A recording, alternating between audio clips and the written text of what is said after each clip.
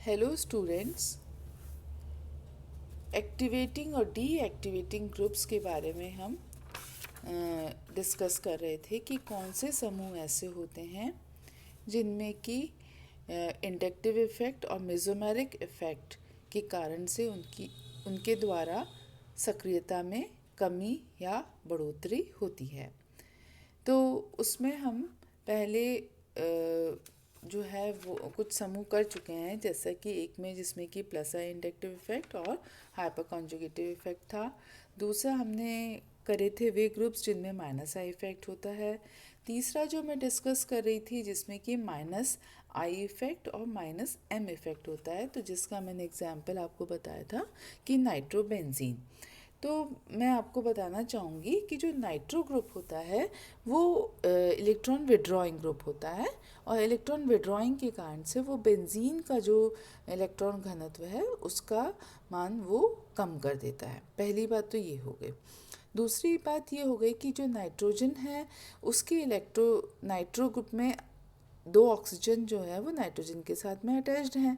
तो जो ऑक्सीजन है वो मोर इलेक्ट्रोनेगेटिव है एज कम्पेयर टू नाइट्रोजन, तो वो नाइट्रोजन से इलेक्ट्रॉन जो पाई बॉन्ड होता है उसके इलेक्ट्रॉन को अट्रैक्ट करता है, जिससे कि नाइट्रोजन पर पॉजिटिव चार्ज आ जाता है। नाइट्रोजन पर पॉजिटिव चार्ज आ गया तो वो रिंग के जो पाई बॉन्ड है उसके इलेक्ट्रॉन को अट्रैक्ट करता है, तो क्रमशः जो बेंजीन रिंग है उसके ऊपर पॉजिटिव चार्ज आ जाता है, और जिसके कारण से जो है बेंजीन रिंग डेफिशिएंट हो जाती है। तो यहाँ दो इफ़ेक्ट काम कर रहे हैं एक साथ, माइनस आई इफ़ेक्ट और माइनस एम इफ़ेक्ट, और दोनों के कारण से कुल मिलाकर जो निकल रहा है कि वो डीएक्टिवेटिंग होने के कारण से उसमें बेंजीन की तुलना में उसकी क्रियाशीलता में कमी आ जाती है। और दूसरी बात है कि चूंकि ये ऑर्थो और पैरा पोजीशन पर इसमें डेफिशिएंसी ज़्यादा होगी, तो इस तरह के समूह अगेन मेटा डायरेक्टिंग समूह होते हैं। मेटा पोजीशन पर ही सब्स्टिट्यूशन होता है। अब मैं नेक्स्ट करती हूँ, जैसे कि ग्रुप, ऐसे ग्रुप जो कि माइनस आई इफेक्ट और प्लस एम इफेक्ट देते हैं। अब मतलब कि जिसमें कि इंडक्टिव इफेक्ट तो माइनस आई होता है, मतलब कि वो इलेक्ट्रॉन घनत्व को कम करने का काम करते हैं बेंजीन रिंग में, परंतु साथ ही साथ वो इलेक्ट्रॉन को अपने इलेक्ट्रॉनों को शेयर भी करते हैं, डोनेट उधर की तरफ भी उसकी इलेक्ट्रॉन डेंसिटी को बढ़ाने का प्रयत्न करते हैं। तो ये दोनों इफ़ेक्ट काम कर रहे हैं। अब इसमें से कौन सा इफ़ेक्ट प्रभावी होगा उसके ऊपर निर्भर करेगा कि जो आगे आने वाला सब्स्टिट्यूएंट है वो कौन सी पोजीशन पर आए, और दूसरी बात है कि वो जो रिंग है उसकी रिएक्टिविटी ज़्यादा होगी या कम होगी। तो अब हम पहले लेते हैं ऐसे सब्स्टिट्यूएंट्स जिनका कि माइनस आई प्रभाव अपेक्षाकृत अधिक देखा गया है as compare to plus M. तो जब माइनस आई प्रभाव प्लस एम की तुलना में तीव्र होगा तो कुल मिलाकर बेंजीन वलय जो है वो इलेक्ट्रॉन डेफिशिएंट हो जाएगा, जैसा कि इन केस ऑफ हेलोबेंजीन। हेलोबेंजीन में आपको पता है कि जो हेलोजन है उसकी इलेक्ट्रोनेगेटिविटी ज़्यादा होती है, मतलब कि माइनस आई इफेक्ट होता है उसका, परंतु साथ ही साथ जो उसके ऊपर lone pair of electron present होते हैं वो जो है एरोमेटिक रिंग को दिए जाते हैं। कैसे दिए जाते हैं कि वो डबल बॉन्ड बन जाता है, जैसे कि मैंने इसमें बता रखा है, और माइनस चार्ज जो है वो पास वाले कार्बन एटम पर आ जाता है। तो यहाँ आप देख रहे हैं कि क्लोरीन के ऊपर पॉजिटिव चार्ज आ गया है, ऑल्दो क्लोरीन जो है वो माइनस इंडक्टिव इफेक्ट है, परंतु साथ ही साथ माइनस बेंजीन रिंग के ऑर्थो और पैरा पोजीशन पर माइनस साइन है, मतलब कि वो इलेक्ट्रॉन डेंसिटी उन पॉइंट्स पर ज़्यादा है। तो दोनों प्रभाव का कुल मिलाकर जो रिजल्टेंट इफेक्ट पड़ेगा वो ये होगा कि इस प्रकार के जो सब्स्टिट्यूएंट होते हैं ये डीएक्टिवेटिंग तो होते हैं, परंतु ये ऑर्थो पैरा डायरेक्टिंग होते हैं, क्योंकि आप देख रहे हैं कि ऑर्थो और पैरा पोजीशन के ऊपर डेफिशिएंसी है, तो डीएक्टिवेटिंग होने के साथ साथ ये ऑर्थो पैरा डायरेक्टिंग होंगे।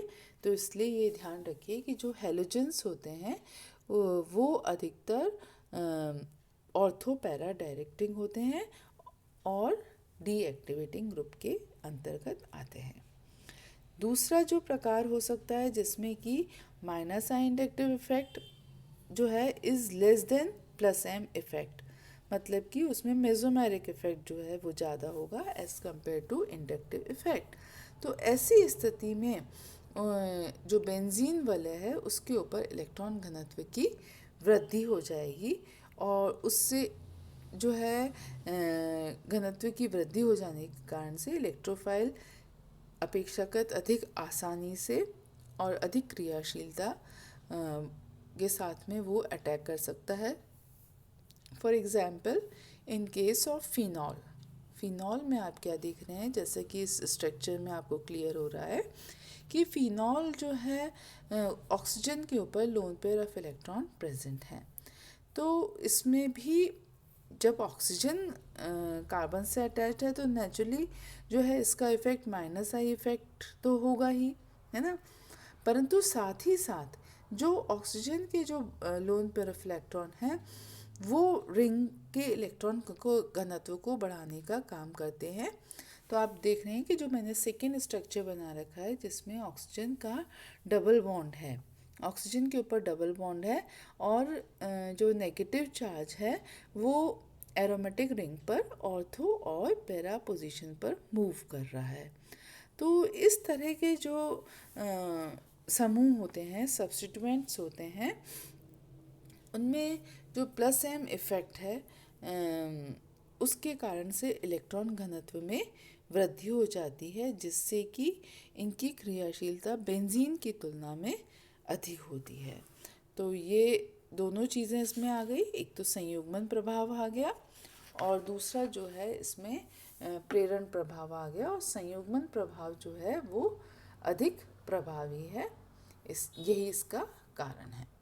तो ये जो समूह हो गए ये हो गए जो कि ऑर्थो पैरा डायरेक्टिंग है, ठीक है, और साथ ही साथ एक्टिवेटिंग भी हैं। तो ये activating as well as ortho para directing group की श्रेणी में आता है। तो ये मैंने आपको कुछ जानकारी जो है उससे संबंधित दे दी कि कौन से समूह का क्या प्रभाव हो सकता है और आगे आने वाला सब्स्टिट्यूएंट जो है वो कौन सी पोजीशन पर आएगा।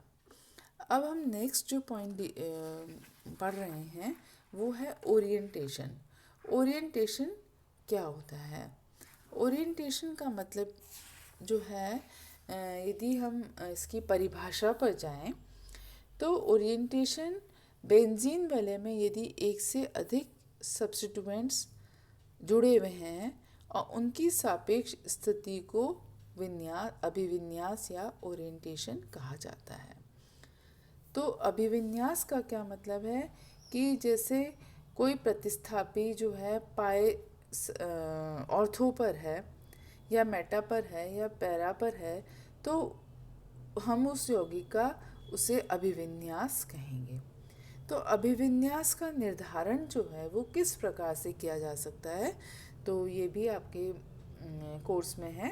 तो ओरिएंटेशन मतलब कि जो सब्स्टिट्यूएंट प्रेजेंट हैं वो उनकी सापेक्ष स्थिति को निर्धारण किस प्रकार से किया जा सकता है, तो उसमें कुछ विधियां हैं। उसमें सबसे पहली विधि है कॉर्नर की निरपेक्ष विधि, कॉर्नर्स एब्सोल्यूट मेथड। इस विधि के अनुसार किसी भी जो डाई सब्स्टिट्यूटेड प्रोडक्ट है उसमें एक और सब्स्टिट्यूएंट एंटर कराया जाता है और उस प्रक्रिया के दौरान जितने आइसोमर्स हमें प्राप्त होते हैं उसके आधार पर जो हमारा सब्स्टिट्यूएंट था उसका ओरिएंटेशन पता किया जाता है।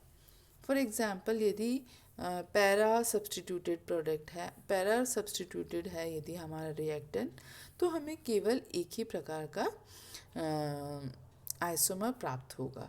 तो अब आप जो हमें प्राप्त हो रही चीज़ है, प्रोडक्ट है, उससे हम रिएक्टेंट का ओरिएंटेशन ज्ञात करते हैं। तो यदि हमें केवल एक ही प्रोडक्ट प्राप्त हो रहा है तो इसका मतलब कि जो हमारा कंपाउंड है जिसमें कि हमने रिएक्शन करा है वो पैरा पोजीशन पर उपस्थित है। ठीक है, तो इसी तरह से यदि ऑर्थो सब्स्टिट्यूएंट है तो हमें 2 मिलते हैं, और यदि मेटा है तो हमें 3 प्राप्त होते हैं।